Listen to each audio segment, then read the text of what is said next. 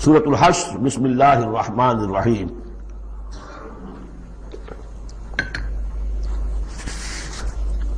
سبح للہ ما فی السماوات وما فی الارض۔ سورہ حدید اس سے ایک لفظ میں بڑھ گیا صرف، وہاں تھا سبح للہ ما فی السماوات والارض، یہاں ما فی کا اضافہ، تسبیح کرتی ہے اللہ کی ہر وہ شے جو آسمانوں میں ہے اور ہر وہ شے جو زمین میں ہے، گویا کہ ایمفیسس بڑھ گیا۔ باقی وہی دو اسماء گرامی اللہ کے، وہو العزیز الحکیم، وہ العزیز ہے، زبردست ہے، اس کا اختیار مطلق ہے، اس میں کوئی چیکس اینڈ بیلنسز نہیں ہے، لیکن حکیم ہے، کمال حکمت والا۔ هو الذی اخرج الذین کفروا من اہل الکتاب من دیارہم لاول الحشر۔ اس میں اب یہ غزوہ بنی نذیر کا ذکر ہو رہا ہے۔ تین قبیلے تھے مدینے میں جب حضور تشریف لائے ہیں، بنو قینقاع، بنو نذیر، بنو قریظہ۔ سب سے پہلے ان تینوں سے معاہدہ ہو گیا۔ سب سے پہلے شرارت کی تھی غزوہ بدر کے فوراً بعد، وہ بنو قینقاع نے کی تھی۔ انہوں نے اپنے معاہدے کی خلاف ورزی کی، شرارتیں کی، تو حضور نے ان کو مدینے سے نکال دیا۔ دوسری باری آئی اس کی، یہ ہے بنو نذیر۔ غزوہ احد کے بعد سن 3 میں غزوہ احد ہوا ہے، سن 4 میں ان یہ واقعہ پیش آیا ہے۔ انہوں نے، ان کا ایک سردار تھا کعب ابن اشرف، اس نے بڑی ریشہ دوانی شروع کی، قریش کے ساتھ سلسلہ جنبانی ہو رہا ہے، خود بھی گیا کسی طریقے سے، ہم تو ہماری جان زیق میں آ گئی ہے، محمد آ گئے وہاں پر، آپ کی قوم کے لوگ ہیں، اب آپ ہی ہمیں ہماری جان ان سے چھڑائیں اور آپ لوگ حملہ کریں، ہم اندر سے مدد کریں گے۔ لہذا یہ ساری ریشہ دوانی ہو رہی تھی۔ ایک مرتبہ حضور کو بلایا، کچھ معاملات میں گفتگو کرنی ہے، جہاں بیٹھے ہوئے تھے کسی دیوار کے سائے میں نیچے، اس کے اوپر سے ایک بڑی چکی کا پارٹ جو ہے پھینکا تاکہ حضور کو ہلاک کر دے۔ تو یہ ساری ان کی طرف سے ریشہ دوانیاں ہو رہی تھیں۔ اس کے بعد بالآخر حضور نے فیصلہ کیا، ان کے خلاف اقدام کیا۔ ربیع الاول سن 4 میں محاصرہ کر لیا ان کا، 6 دن یا یہ کہ مختلف تعداد آئی ہے دنوں کی، یہ محاصرہ جاری رہا۔ ان میں ہمت نہیں ہوئی کہ یہ مقابلہ کرتے، بالآخر انہوں نے سرنڈر کر دیا اور طے یہ پایا کہ انہیں جانے کی اجازت ہوگی اور جو سامان بھی یہ یہاں سے لے جا سکے۔ تو اب یہ ظاہر بات ہے کہ ان کے مکان تھے، وہ مکان بھی وہ گرا رہے تھے، کیواڑ ہی لے جائیں، وہ جو اوپر کڑیاں لگی ہوئی ہیں وہی لے جائیں۔ تو یہ سب کے سب جو پورا قبیلہ ہے نکل گیا، جو سامان اٹھا کر لے جا سکتے تھے وہ لے گئے۔ وہ تیسرا معاملہ جو ہوا پھر وہ بنو قریظہ کا ہوا، وہ غزوہ احزاب کے بعد ہوا، وہ ہم پڑھ چکے ہیں سورہ احزاب کے اندر۔ اس طرح ایک ایک کر کے تینوں ان قبائل نے یہود کے وعدہ خلافی کی اور پھر وہ اپنے کیفر کردار کو پہنچے۔ یہ بنی نذیر کا معاملہ ہے۔ هو الذی اخرج الذین کفروا من اہل الکتاب من دیارہم، وہی ہے جس نے نکال باہر کیا ان کافروں کو جو اہل کتاب میں سے تھے، ان کے گھروں سے لاول الحشر، پہلے جمع ہونے کے وقت۔ یعنی مسلمان بھی سمجھتے تھے کہ اتنی آسانی سے نہیں ہوگا معاملہ، جنگ ہوگی، یہ سامنے آئیں گے، میدان میں آئیں گے، جنگ ہوگی، خونریزی ہوگی۔ ان لوگوں کی بھی بڑی بڑکیں تھیں، پہلے تو بہت بڑکیں مارتے تھے کہ ہم یہ کر دیں گے، وہ کر دیں گے۔ مسلمانوں قریش سے تمہاری جنگ ہوئی ہے، اگر بھی ہم سے اگر معاملہ مقابلہ پیش آئے تو تمہیں معلوم ہوگا جنگ کسے کہتے ہیں، وغیرہ وغیرہ۔ یہ سورہ بنی اسرائیل، سورہ آل عمران کے بالکل شروع میں اس کا تذکرہ ہے۔ لیکن یہ کہ اول الحشر، یا تو اس کا مطلب یہ ہے کہ پہلی ہی مرتبہ جمع ہوئے ہیں، مسلمانوں نے آ کے محاصرہ کیا، نکل آئے اور ہتھیار رکھ دیے، یا اس سے مراد یہ ہے کہ پہلی مرتبہ تو یہ یہاں سے اب نکالے جا رہے ہیں، پھر ایک وقت آئے گا کہ یہ خیبر سے بھی کھڑے جائیں گے۔ حضرت عمر کے زمانے میں تو جزیرہ نما عرب کو خالی کرا دیا گیا عیسائیوں سے اور یہودیوں سے۔ پھر ایک اور حشر ہونے والا ہے، وہ قیامت کا حشر ہے۔ تو اول الحشر یہ ہے جو ہوا ہے، ان کے ساتھ پیش آیا۔ ما ظننتم ان یخرجوا، مسلمانوں تمہارا بھی گمان یہ نہیں تھا کہ وہ نکل جائیں گے اتنی آسانی سے۔ وظنوا، اور ان کا بھی یہ یقین تھا، انہم مانعتہم حصونہم، کہ ان کے جو قلعے ہیں وہ انہیں بچا لیں گے، ان کی حفاظت کریں گے، من اللہ، اللہ سے۔ فَأَتَاهُمُ اللَّهُ مِنْ حَيْثُ لَمْ يَحْتَسِبُوا، تو اللہ نے تو ان پر حملہ کیا وہاں سے جہاں سے انہیں گمان ہی نہیں تھا، یعنی ان کے دلوں میں روب ڈال دیا۔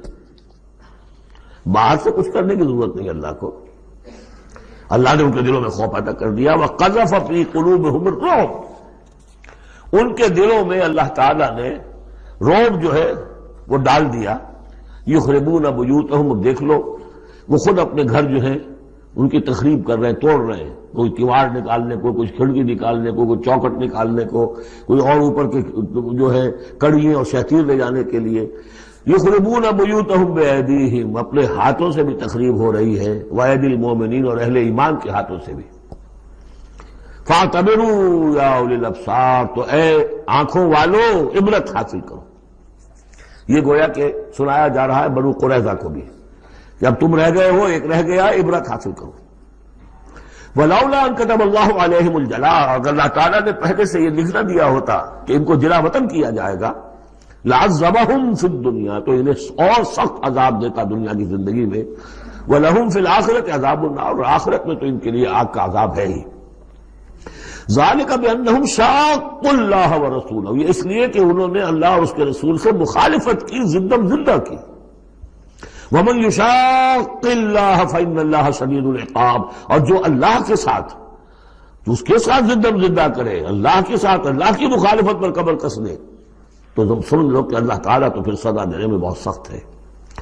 مَا قَطَعْتُم مِّن لِینَةٍ أَوْ تَرَكْتُمُوهَا قَائِمَةً عَلَىٰ أُصُولِهَا، جو بھی تم نے لینا، یہ ایک خاص قسم کے کھجور کا درخت ہوتا تھا لینا، ان کے جو یہ گڑھیاں تھیں، ان کے جو مکان تھے، حویلیاں تھیں، ان کے چاروں طرف جو ہے کھجوروں کے اس طرح کی باڑ سی جیسے لگی ہوئی تھی، ایک طرح کی فصیل کھجوروں کا درخت گھنے. تو جب مسلمانوں نے محاصرہ کیا تو بعض جگہوں سے انہوں نے کھجور کے یہ درخت کاٹے، اس لیے کہ حملہ کرنے کے لیے کھلی جگہ چاہیے تھی. تو انہوں نے پھر پروپیگنڈا بنایا، اسکینڈل بنا دیا، دیکھو یہ اللہ کے رسول بنے پھرتے ہیں اور یہ اہل ایمان اور یہ درخت کاٹ رہے ہیں. تو یہاں اللہ تعالیٰ نے اہل ایمان کے اس اقدام کی طرف اس کا جواز عطا فرمایا ہے کہ یہ تم نے صحیح کیا، تو غلط کام نہیں کیا. مَا قَطَعْتُم مِّن لِینَةٍ أَوْ تَرَكْتُمُوهَا، تم نے جو بھی وہ کھجور کے درخت کاٹے یا جو بھی تم نے چھوڑ دیے انہیں، قائمۃ علی اصولها، جو اپنی جڑوں پر کھڑے ہوئے ہیں اب بھی، فبإذن اللہ، یہ سب اللہ کے اذن سے ہوا ہے. یعنی اللہ کے رسول صلی اللہ علیہ وسلم نے اگر نہیں روکا ہے تو ان کا نہ روکنا گویا کہ اللہ کی طرف سے اس کی ایک منظوری اور اس کی طرف سے اللہ تعالیٰ کی طرف سے امپلائڈ جو ہے اس کی سینکشن ہے. مَا قَطَعْتُم مِّن لِینَةٍ أَوْ تَرَكْتُمُوهَا قَائِمَةً عَلَىٰ أُصُولِهَا فَبِإِذْنِ اللَّهِ وَلِيُخْزِيَ الْفَاسِقِينَ، اور یہ اس لیے تھا تاکہ فاسقوں کو اللہ تعالیٰ رسوا کرے اور ذلیل و خوار کرے. اب اس سورہ مبارکہ کا یہ ایک اہم ترین مضمون آ رہا ہے اور وہ ہے فے کا مال. مال غنیمت جب جنگ ہو اور جنگ کے نتیجے میں جو بھی مال ملے وہ مال غنیمت ہے، اس کا حکم سورہ انفال میں آ چکا. خمس جو ہے 5واں حصہ اللہ اور اس کے رسول کے لیے اور رسول کے قرابت داروں کے لیے اور مسکینوں کے لیے اور وابن السبیل اور مسافر کے لیے. 4 حصے تقسیم ہو جائیں گے مجاہدین کے مابین جنہوں نے جنگ میں حصہ لیا، اور ان میں سے جو سواری والے ہوں گے دوہرا حصہ، اور جو پیدل ہوں گے انہیں اکیلا. یہاں ذکر ہو رہا ہے کہ جنگ کی نوبت نہیں آئی، لہذا یہ مال فے ہے، یہ غنیمت نہیں ہے، یہ مال فے ہے، اور یہ کل کا کل اللہ اور اس کے رسول کا ہے. یہ گویا کہ اس میں کسی کو بھی مسلمان کو کوئی حصہ نہیں ملے گا سوائے اس کے کہ جو اللہ کا رسول کسی کو فقیر کو، غریب کو، مسکین کو دینا چاہے، وہ الگ بات ہے. وما افاء اللہ علی رسولہ، اور جو مال کے ہاتھ لگا دیا ہے اللہ نے اپنے رسول کے، منہم، ان سے، یعنی بنو نذیر سے، فما اوجفتم علیہ من خیر ولا رکاب، تو دیکھو اے مسلمانوں، تم نے ان پر نہیں دوڑائے نہ اپنے گھوڑے نہ اونٹ. ولکن اللہ یسلط رسلہ علی من یشاء، یہ تو اللہ کی حکمت ہے، مشیت ہے، اس کی قدرت ہے. اللہ تعالیٰ مسلط کر دیتا ہے اپنے رسولوں کو جس پر چاہتا ہے. یہ خاص قدرت خدا بندی سے کہ اللہ نے ان کے دلوں میں رعب ڈال دیا، انہوں نے خود آ کے سرنڈر کر دیا. تو تمہیں تو جنگ کرنے کی نوبت پیش نہیں آئی، لہذا یہ مال غنیمت نہیں ہے. وعلیٰ کل شیء، واللہ علیٰ کل شیء قدیر، اللہ تعالیٰ ہر چیز پر قادر ہے. اب یہ حکم آ رہا ہے، ما افاء اللہ علی رسولہ من اہل القریٰ، جو مال بھی ہاتھ لگا دے اللہ اپنے رسول کے ان تمام بستی والوں سے، فللہ وللرسول ولذی القربى والیتامى والمساکین وابن السبیل. اس کا جو مصرف ہے وہ یہ کہ اللہ اور اس کا رسول، اس سے مراد ہے اسلامی ریاست، پھر رسول کے اپنے اخراجات، اپنی ازواج مطہرات کا دار نفقہ، اپنا جو ذمہ داریاں ہیں معاشرتی، پھر رسول کے قرابت دار، ظاہر بات ہے ذی القربہ جو ہے وہ عام آدمی کے بھی قرابت دار ہیں، ان کے ساتھ حسن سلوک ہوتا ہے، تو رسول کے بھی تو قرابت دار ہیں، اور رسول کا کوئی اور ذریعہ معاش تو ہے نہیں۔ والیتامی والمساکین وابن السبیل، باقی اس کے علاوہ جو بھی مستحق ہیں، فقراء ہیں، غریب ہیں اور ان کے لیے محتاج ہیں۔ کہ لا یکون دولۃ بین الاغنیاء منکم، اور یہ اہم ترین اسٹیٹمنٹ آف آبجیکٹیوز ہے۔ مقصد کیا ہے؟ کہ لا یکون، تاکہ ایسا نہ ہو کہ دولت تمہارے امیروں ہی کے مابین چکر لگاتی رہے۔ یعنی ظاہر بات ہے کہ اب جو لوگ بھی جو جنگ میں حصہ لیا ہے، جن کے پاس گھوڑے بھی تھے اور اونٹ بھی تھے، اب ان کو دگنے حصے مل جاتے سارے اس مال میں سے، تو گویا کہ جو لوگ پہلے ہی سے کچھ مرفع الحال ہیں، جن کے پاس پہلے ہی کچھ ہے، انہی کی طرف مال اور بڑھ رہا ہے، اور جو بیچارے غریب ہیں وہاں کے، وہ گویا کہ اس سے ان کی غربت کے ازالے کی کوئی شکل نہیں ہو پائے گی۔ تو اللہ تعالیٰ کے سامنے یہ ہے کہ دولت کی تقسیم ہو ایسی کہ اس کی سرکولیشن جو ہے معاشرے کے اندر، اس کی گردش دولت ایسی ہو کہ سب کو حصہ ملے اور سوسائٹی کے تمام طبقات جو ہیں اس سے مستفید ہوں۔ کہ لا یکون دولۃ بین الاغنیاء منکم، تاکہ ایسا نہ ہو کہ یہ دولت، یہ سرمایہ، یہ مال تمہارے امیروں ہی کے مابین گردش میں رہے۔ اس کی ایک سادہ سی مثال میں دیتا ہوں کہ ایک کروڑ پتی کی بیٹی لاکھوں روپے کا جہیز لے کے ایک کروڑ پتی کے بیٹے کے گھر چلی گئی۔ گویا کہ وہ لاکھوں روپے کے جہیز نے گردش تو کی، لیکن ایک کروڑ پتی سے نکل کے دوسرے کروڑ پتی کے یہاں چلی گئی۔ یہ دولت گردش کر رہی ہے اسی ایک اونچے طبقے کے اندر، انہی کے اندر جو ہے گردش ہو رہی، گردش ہے بھی اگر تو ان کے مابین۔ ہونا یہ چاہیے کہ یہ سوسائٹی کے تمام طبقات کے اندر اس کا نفوذ ہو رہا ہو، سب کو اس سے فیض پہنچ رہا ہو، تاکہ یہ جو اس قدر جو ہے اونچ نیچ ہے، اتنی عدم مساوات ہے، وہ ختم ہو۔ وہ مساوات کے تمام انسان بالکل برابر کر دیے جائیں، وہ تو نہ کبھی ہوئی ہے نہ ہو سکتی ہے، وہ تو کمیونزم بھی مر گیا اور ایک دن کے لیے بھی اس مساوات کو قائم نہیں کر سکا۔ یہ ضرور ہے کہ انہوں نے جو اتنا فرق و تفاوت تھا، وہ نہیں ہے کہ جو امریکہ میں آج بھی ہے اور اس وقت بھی تھا، وہ فرق و تفاوت وہاں نہیں تھا، لیکن یہ کہ بالکل برابر سپاہی اور سپہ سالار برابر تو نہیں ہو سکتے، کچھ نہ کچھ فرق تو ہوگا۔ لیکن یہ کہ ایسا نہ ہو کہ معاشرے کے ایک طبقے میں ایک طرف تو احتیاج ہی احتیاج بڑھتی چلی جائے، بھوک ہو، احتیاج ہو، جس کے لیے کہ یہاں تک فرمایا حضور نے کاد الفقر ان یکون کفرا، فقر جو ہے، احتیاج، وہ انسان کو کفر تک پہنچا دیتی ہے۔ اور حضرت شاہ ولی اللہ دہلوی رحمۃ اللہ علیہ نے، وہ میں سمجھتا ہوں کہ اس دور جدید میں جو بھی معاشی مسائل کی پیچیدگیاں پیدا ہونے والی تھی، اس کا بڑا گہرا فہم جو تھا سب سے پہلے جس عالم دین کو ہوا ہے وہ شاہ ولی اللہ دہلوی ہے۔ ان کا کہنا یہ ہے کہ جس معاشرے میں، جس ملک میں تقسیم دولت کا نظام غیر منصفانہ ہوگا، اس کا نتیجہ یہ نکلے گا کہ ایک طرف دولت کے انبار ہوں گے، نتیجہ یہ کہ عیاشیاں ہوں گی، بدماشیاں ہوں گی، دوسری طرف عام لوگ جو ہے وہ ڈھور ڈنگر بن کر رہ جائیں گے، وہ بار برداری کے جانوروں کی حیثیت اختیار کر لیں گے کہ صبح سے لے کے شام تک کمر توڑ دینے والی جو ہے مشقت کر کے بھی بمشکل اپنی ضرورت پوری کر رہے ہیں۔ تو گویا کہ یہ غیر مساوی نظام تقسیم دولت جو ہے، یہ دو دھاری تلوار ہے، ادھر بھی کاٹ رہی ہے ادھر بھی کاٹ رہی ہے۔ جدھر ایکومولیشن آف ویلتھ ہو رہی ہے ادھر عیاشیاں ہیں، بدماشیاں ہیں، ادھر جو بھی کچھ ہو رہا ہے اللہ تللے ہیں، نمود و نمائش کے لیے خرچ کیا جا رہا ہے، اس سے اور جو ہے دل پھٹ رہے ہیں۔ کسی بڑے سیٹ صاحب کی بیٹی کی شادی ہے اور پوری کوٹھی بقع نور بنی ہوئی ہے، ایک ایک پتے کے ساتھ انہوں نے لگا رکھا ہے ایک ایک بلب، اور دوسری طرف اس سیٹ کا کوئی نہ کوئی شوفر بھی ہے، کوئی اس کا کھانا پکانے والا ہے، کوئی چوکی دار ہے، کوئی مالی ہے، اور اس کے گھر میں بچی جو ہے بوڑھی ہو رہی ہے اور اس کا ہاتھ پیلا نہیں ہو سکتا، اس لیے کچھ نہیں ہے اس کے پاس۔ تو ان ملازمین کے دل میں ان کی محبت پیدا ہوگی یا نفرت پیدا ہوگی؟ انما یرید الشیطان ان یوقع بینکم العداوۃ والبغضاء، شیطان تو چاہتا ہے تمہارے مابین دشمنی اور بغض کے جذبات پیدا کرے، اور وہ پیدا ہو رہے ہیں۔ دوسری طرف فقر ہے، کاد الفقر ویکون کفرا، تو اس میں یہ ہے کہ ضرورت ہے کہ لا یکون دولۃ بین الاغنیاء منکم، نظام ایسا ہونا چاہیے کہ منصفانہ، عادلانہ تقسیم ہو دولت کی، اور اس طرح سے مستقل طبقات بن کر نہ رہ جائے۔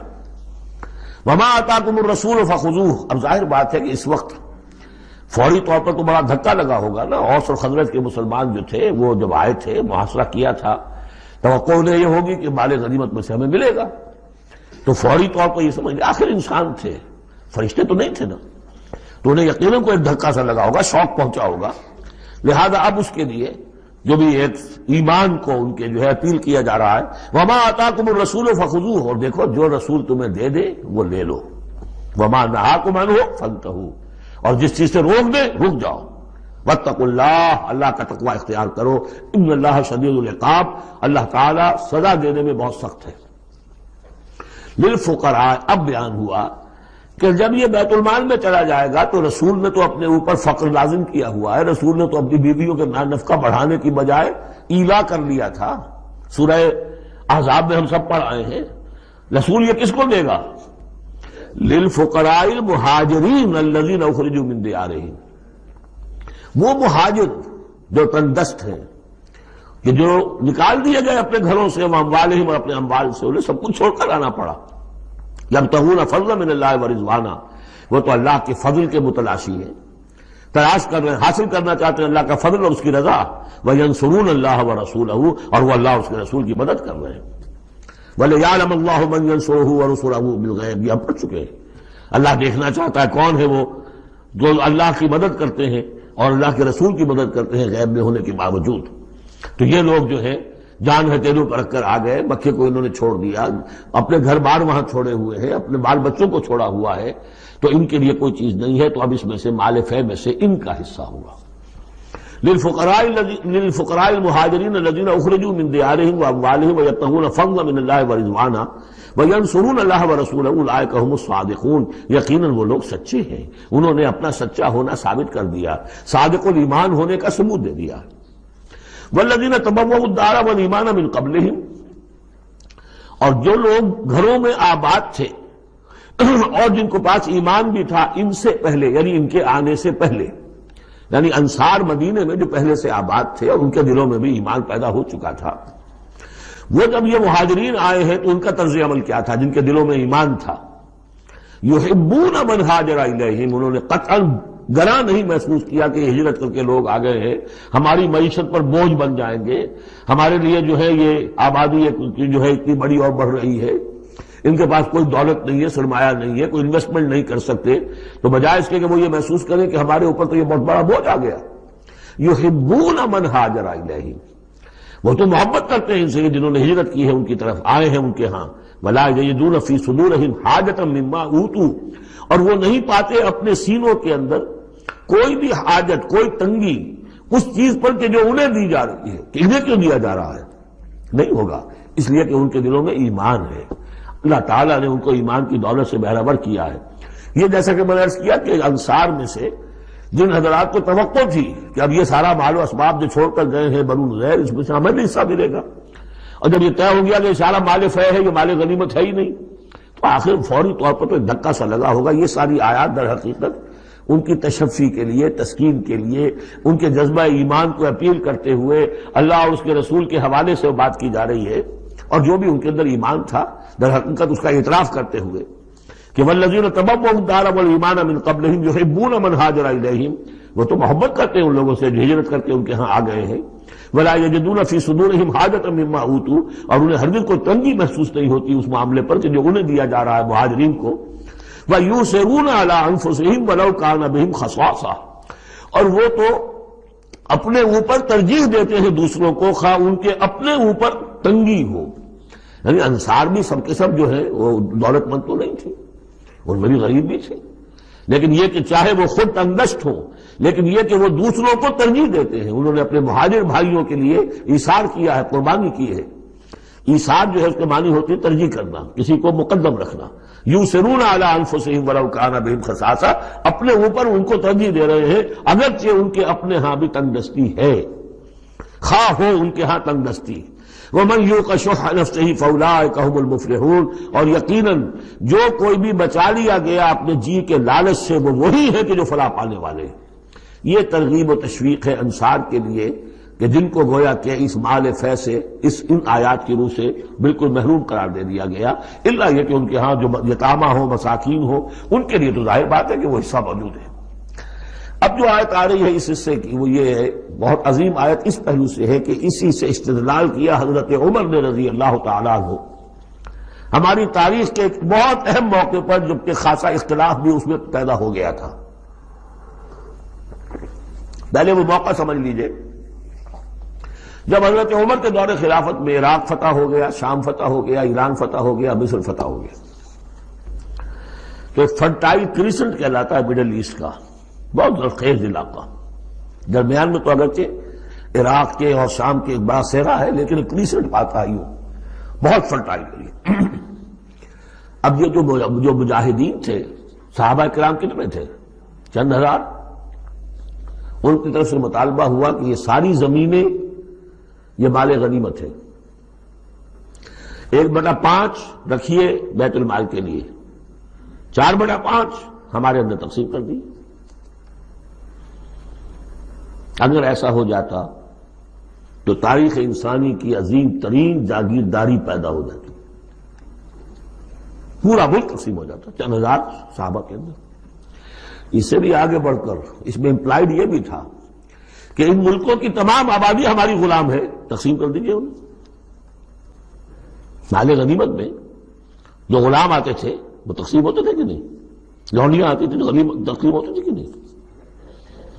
یہ اتنا بڑا مسئلہ تھا، حضرت عمر رضی اللہ تعالیٰ عنہ نے اس پر غور کیا، اور ان کی رائے یہ ہوئی کہ یہ جو مال ہے یہ مال فے شمار ہوگا، مال غنیمت نہیں۔ مال غنیمت صرف وہ ہوگا جو کسی جنگ میں مارکے کے عین مقام پر جو چیز ملے گی، جو تلواریں دشمن کے ہاتھ سے آپ کے ہاتھ لگ گئیں، زرہیں ہیں اور سامان ہے، یا بھیڑیں بکریاں ہیں، ان کے بھی تو راشن ساتھ ہوتے تھے کہ نہیں، گھوڑے ہیں، اونٹ ہیں، یا وہاں جو POWs ہوں گے، جو وہاں گرفتار ہوں گے، جو لڑنے والے، یا عورتیں اگر وہاں ساتھ ہوں گی، وہ کنیزیں بنائی جائیں گی۔ تو جو محاذ جنگ پر جو مال آئے گا وہ تو غنیمت ہے، لیکن پورا ملک، اب جنگ تو ایک ہوئی ہے، نہاوند کی جنگ ہوئی ہے یا فلاں کسی اور کی جنگ ہوئی ہے، تو اس کے نتیجے میں تو پورا کا پورا ملک جو ہے کسی کے قبضے میں آ گیا۔ ساری حکومت جو تھی ابراہیم لودھی کی، پانی پت کی جنگ کے اندر وہ ہارا، اور ساری حکومت جو ہے وہ اب بابر کی ہو گئی۔ تو اگر اس طرح کا کوئی معاملہ اس وقت سمجھا جاتا تو اب سارے کے سارے لوگ غلام اور ان کی عورتیں کنیزیں، جو چاہیں کریں وہ۔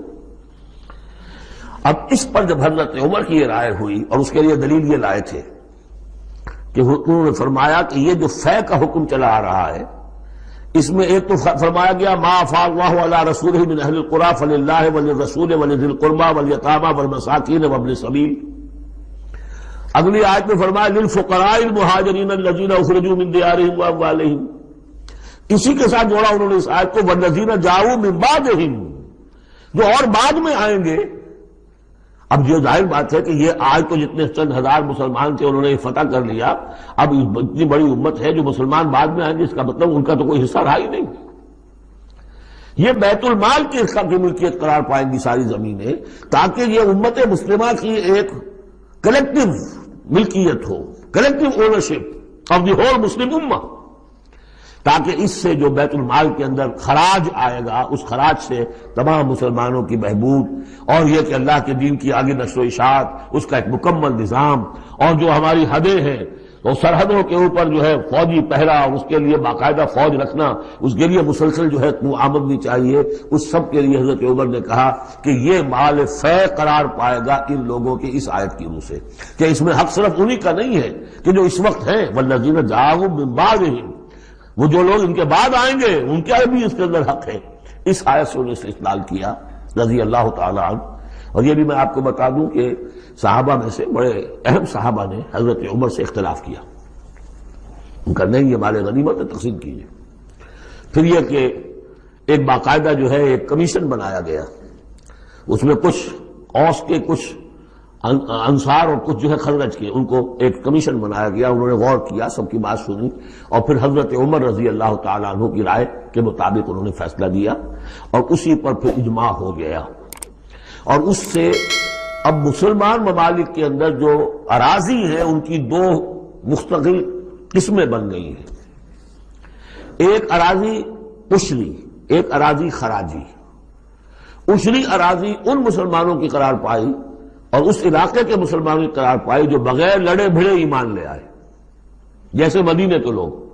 حضور نے مدینے کو فتح تو نہیں کیا بلکہ وہ تو خود لے کر آئے حضور کو، تو وہاں کی زمینیں انہی کے قبضے میں رہی۔ عشری زمین قبضے میں ہوتی ہے، ملکیت ہوتی ہے مسلمان کی، اس میں سے عشر ہوگا پیداوار کا 10واں حصہ یا 20واں حصہ۔ یہ زمینیں کہ جہاں کسی قوم نے کسی فوج نے ڈر بھڑ کر پھر شکست کھائی ہو یا پھر کسی اور طریقے سے فتح کیا گیا ہو ملک، اگر مسلمانوں نے فتح کیا ہو تو وہاں کی ساری زمینیں خراجی ہیں، وہ کسی کی انفرادی ملکیت نہیں ہے بلکہ اجتماعی ملکیت ہے۔ کلیکٹو اونرشپ آف لینڈ پہلی مرتبہ تاریخ انسانی میں حضرت عمر رضی اللہ تعالیٰ عنہ کے اس اجتہاد کے نتیجے میں وجود میں آیا ہے۔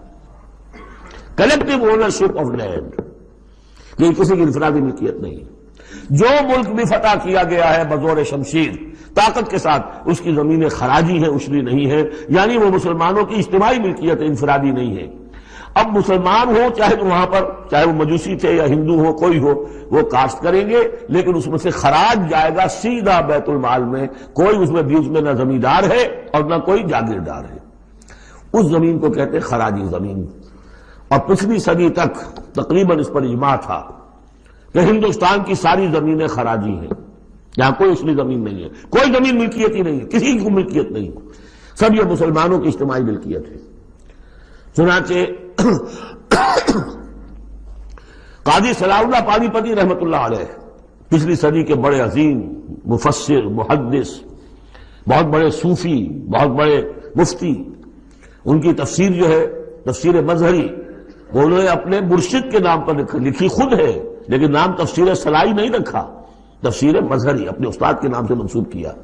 تو اس تفسیر کے لکھنے والے شخص نے جو رسالہ لکھا ہے ما لا بد منہ، وہ فقہ کا ایک بہت ہی ابتدائی سا رسالہ ہے اور ہمارے سارے عربی مدارس میں وہ پڑھایا جاتا ہے۔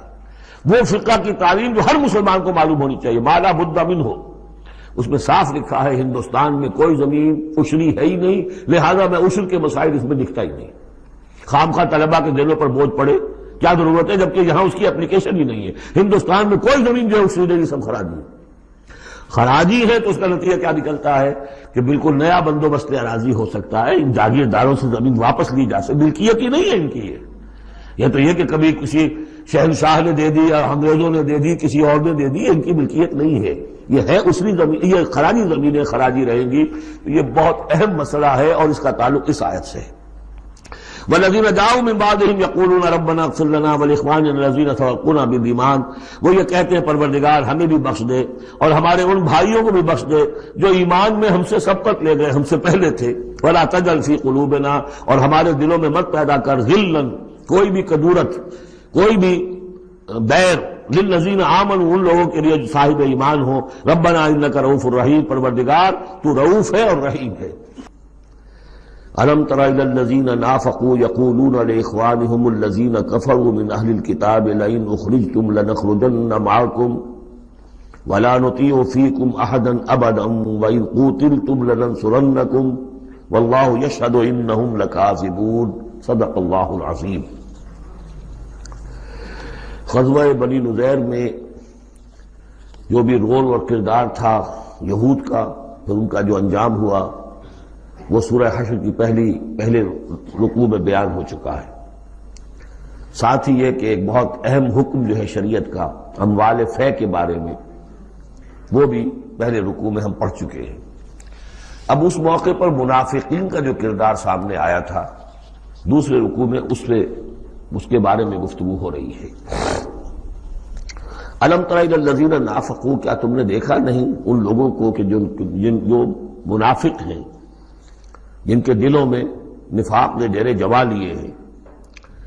یقولون لاخوانہم الذین کفروا من اہل الکتاب، وہ کہتے رہے اپنے ان بھائیوں سے میں سے جنہوں نے کفر کیا تھا، ان کے بھائی تھے، دوست تھے، ان کے تعلقات تھے جو اہل کتاب میں سے تھے، وہ کفر پر اڑے رہے، ان سے انہوں نے کہا تھا یہ لئن اخرجتم لنخرجن معکم، دیکھو اگر تمہیں کبھی مدینے سے نکالا گیا ہم تمہارے ساتھ نکلیں گے۔ وہ دوستیاں جو ان کے درمیان حلیفانہ روابط تھے، اگر تمہیں کہیں نکالا جائے گا تو ہم بھی نکلیں گے۔ وَلَا نُطِيعُ فِيكُمْ أَحَدًا أَبَدًا، اور تمہارے معاملے میں کبھی بھی ہم کسی بھی شخص کی اطاعت نہیں کریں گے۔ یعنی ٹھیک ہے ہم ایمان تو لے آئے ہیں، مسلمانوں میں شامل ہو گئے ہیں اور ہم محمد کا حکم مانتے بھی ہیں بعض معاملات کے اندر، لیکن یہ ہے کہ تمہارے ساتھ ہماری دوستی ہے وہ پختہ ہے، تمہارے ساتھ ہمارے حلیفانہ تعلقات ہیں وہ بہت قدیمی ہے، اور ہمارا تمہارے معاملے میں جو ہے ہمارا طرز عمل تبدیل نہیں ہوگا، اور اگر کوئی اقدام محمد نے صلی اللہ علیہ وسلم تمہارے خلاف کرنے کا فیصلہ کیا تو ہم اس میں ان کا ساتھ نہیں دیں گے۔ لَنَخْرُجَنَّ مَعَكُمْ وَلَا نُطِيعُ فِيكُمْ أَحَدًا أَبَدًا وَإِن قُوتِلْتُمْ لَنَنصُرَنَّكُمْ، اور اگر تمہارے ساتھ جنگ کی گئی تو ہم لازماً تمہاری مدد کریں گے۔